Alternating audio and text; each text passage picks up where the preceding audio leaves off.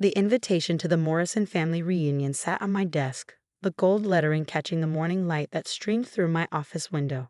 Across its elegant surface, someone had written in angry red ink, "Doin TSHO with your face at the reunion." The handwriting was my cousin Peter's, current CEO of Morrison Manufacturing, the company my grandfather had built from nothing. The same company I was about to save from bankruptcy, though they didn't know it yet. My phone buzzed with another message from Peter. "I mean it, Emily. Stay away. We don't need your kind of negativity at a family celebration." My kind of negativity. That's what they called my warnings 3 years ago, when I tried to tell them their manufacturing methods were becoming obsolete, when I suggested investing in automation and artificial intelligence to stay competitive. "You don't understand business," my Uncle James had sneered during that fateful board meeting. "You're just a junior analyst trying to play with the big boys." I wasn't just a junior analyst. I was a Stanford MBA graduate who had specialized in manufacturing automation, but they didn't care about my qualifications. All they saw was little Emily, the family disappointment who refused to learn the business from the ground up like everyone else. So I left, not just the company, but the country. I moved to Singapore and started consulting for manufacturing firms across Asia. Within 2 years, I had built Advanced Manufacturing Solutions, AMS, into one of the most respected names in industrial automation. My family didn't know this, of course. They thought I was still doing small-time consulting work, probably struggling to make ends meet. They had no idea that the mysterious AMS their competitors kept raving about was actually run by the cousin they'd dismissed. I picked up the reunion invitation again, remembering the last family gathering I'd attended. It was Christmas 2 years ago. I had just closed a $200 million deal with one of China's largest manufacturers. But at the Morrison dinner table, I was still a failure who had abandoned the family business. "At least Peter understands loyalty," my mother had said, pointedly ignoring my untouched wine glass. "He's tripled the company's revenue." What she didn't mention was that the revenue increase came from taking on massive debt to maintain outdated operations. I had tracked Morrison Manufacturing's decline through industry reports and insider contacts. They were 3 months away from complete collapse. My assistant knocked on my office door.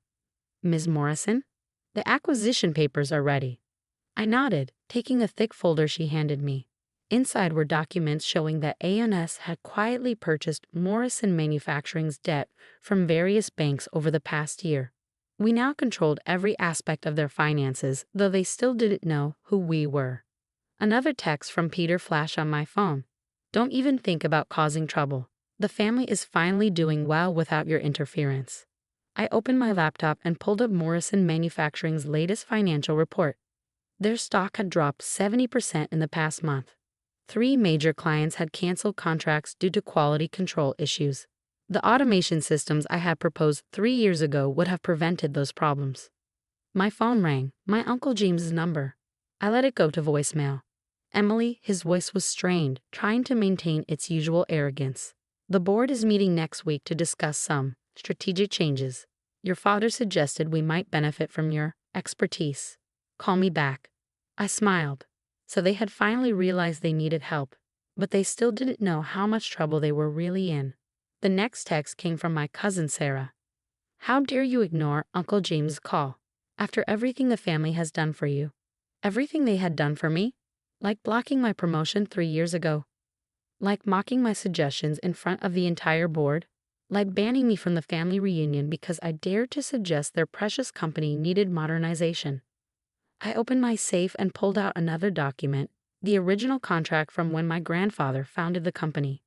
There, in clear legal language, was the clause that would save or destroy Morrison Manufacturing. Any sale, merger, or major restructuring of the company requires unanimous approval from all living direct descendants of James Morrison Sr. That included me. My grandfather had added that clause to protect the company from hostile takeovers.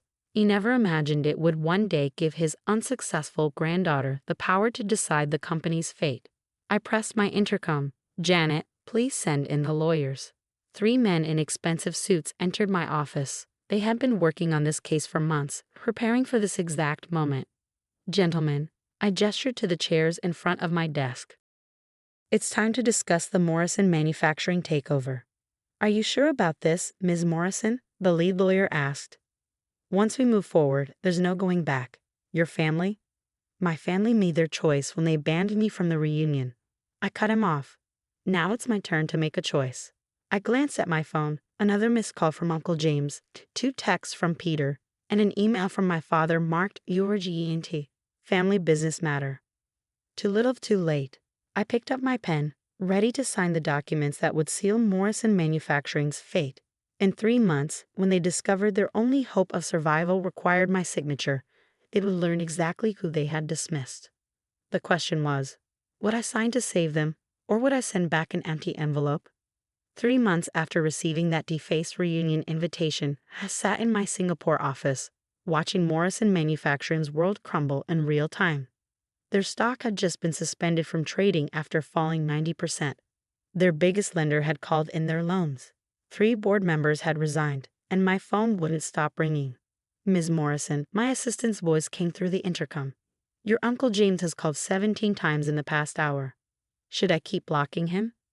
Yes, I replied, turning to the wall of screens displaying news headlines. Morrison Manufacturing faces bankruptcy, historic family company on brink of collapse. Advanced Manufacturing Solutions set to acquire Morrison assets. My cousin Peter's name flashed on my phone again. This time I answered. Emily, he sounded breathless, panicked.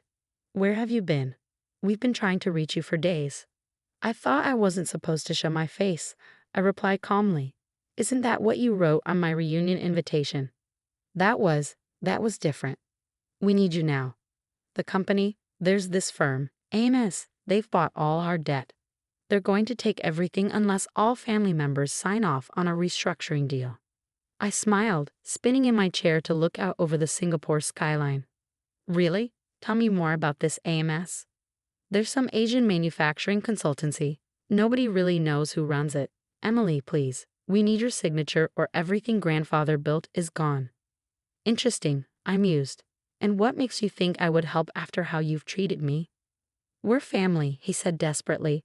Despite everything, we're blood. Blood? I laughed coldly. Was I blood when you blocked my promotion? When you mocked my suggestions about automation? When you banned me from family gatherings? Silence.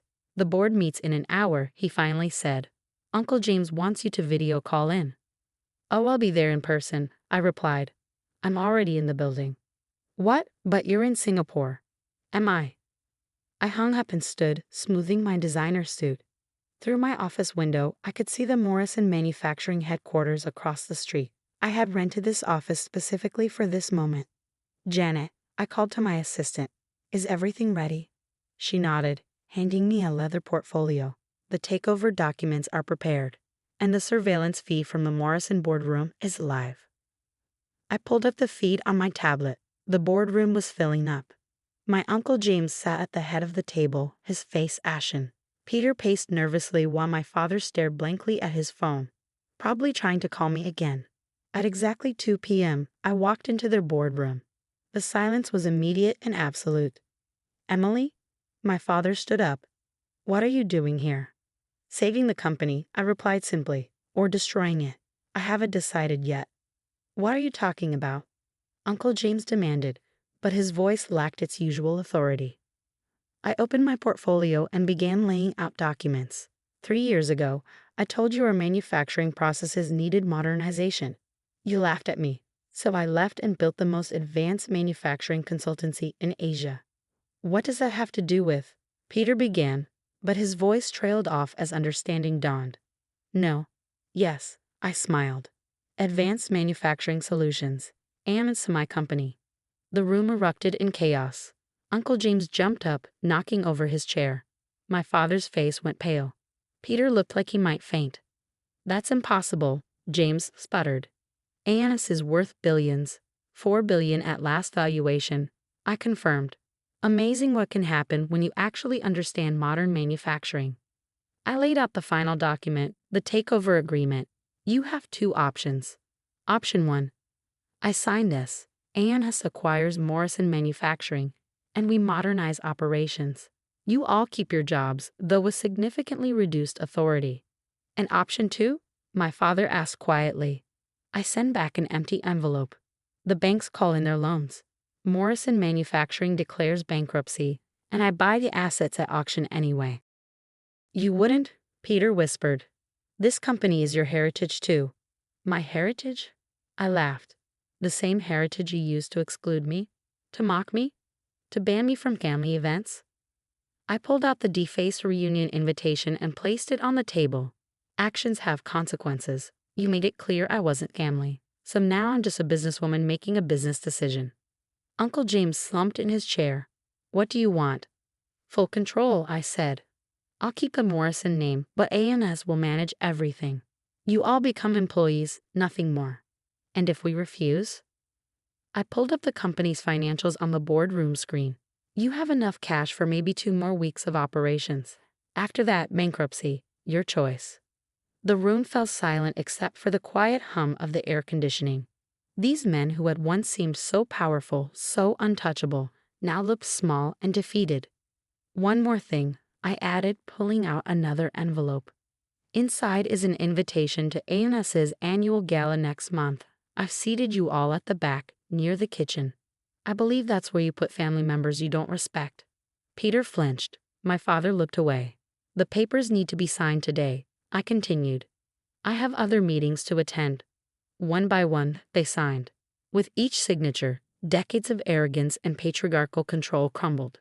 Finally, only my signature remained. I held the pen, thinking about all the years of dismissal and disrespect. Emily, my father said softly. Please. I signed. Congratulations, I stood up. You're now all employees of AMS. Human Resources will be in touch about your new positions. I suggest updating your resumes. As I walked to the door, Uncle James called out. Was it worth it? Destroying your own family for revenge? I turned back. This isn't revenge, it's business. You taught me that family doesn't matter, remember? I'm just following your example. I left them there, surrounded by the ruins of their empire. My assistant was waiting outside. Should I send that empty envelope you prepared? She asked. No, I replied. This is better. Now they have to work for the cousin they banned from their reunion. The next day, Morrison Manufacturing announced its acquisition by A&S. The stock jumped 200% on the news. Analysts praised the deal as a perfect marriage of traditional manufacturing and modern technology. Only my family knew the truth, that their savior and their destroyer were one and the same. 1 month later, they all attended the A&S gala, seated at their assigned table by the kitchen doors. They watched as I gave the keynote speech announcing the successful integration of Morrison Manufacturing into the A&S family of companies. Sometimes, I said, looking directly at their table, the people you dismiss today become the people you answer to tomorrow. The audience applauded. My family sat in silence. After the gala, I found the defaced reunion invitation in my hotel room. Someone had crossed out the angry red "Gleaming to SHO your face" and written instead, "We were wrong." Too little, too late. I pinned it to my office wall as a reminder. Success is the best revenge, but control is even better. Now every morning they walk into a building with my name on it, working for the cousin they once banned. Sometimes the empty envelope isn't the strongest message. Sometimes making them work for you is the ultimate power move.